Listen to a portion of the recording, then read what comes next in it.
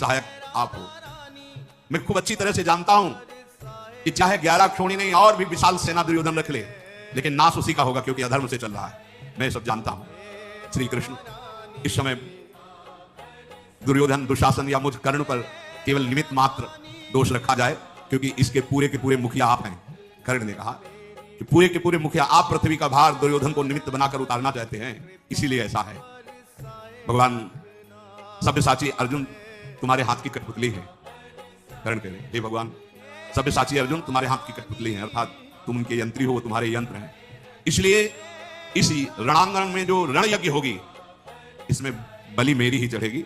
आप निश्चिंत हैं, क्योंकि जिसके आप सहायक हैं उसका कोई नाश कर सके। ये कर्ण की एकांतिक वार्ता भगवान के साथ हो रही। मैं जान रहा हूं कि पांडुनंदन महाबलशाली वायुपुत्र भीमसेन जिस समय अपने स्वरूप में आकर सिंहनाद करेंगे तो दुशासन का रक्त निश्चित पिएंगे।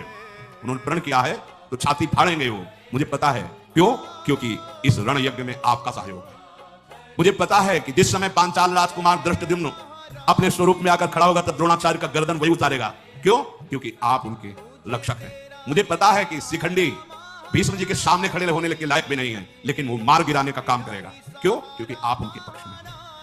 महाबली दुर्योधन का वध निश्चित है, क्योंकि आप पांडवों के पक्ष में हैं। पर हे श्री कृष्ण, मैं पांडवों के पक्ष में नहीं आ सकता, रहूंगा दुर्योधन के ही पक्ष में।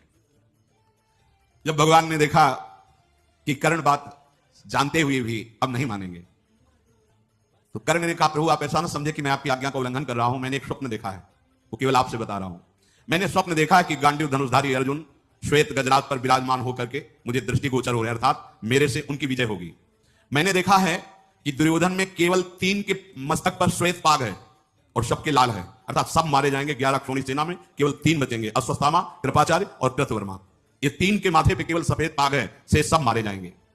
जनार्दन, ये जो मैंने स्वप्न देखा है इससे मुझे निश्चित हो चुका है कि पांडवों की विजय होगी, कौरवों का विनाश होगा, साथ में मेरा भी। पर मैं डरने वाला नहीं हूं। मैं ललकार ललकार कर अपने भाइयों को मारूंगा, पांडवों को, पक्का। आप मुझे अब समझाने की चेष्टा न करें, अब मैं रहूंगा इसी पक्ष में। भगवान मुस्कुराए और रथ से उतरकर प्रणाम किया और कर्ण चला गया। और भगवान उपप्लव्य नगर की तरफ दारुक रथ थकवाया।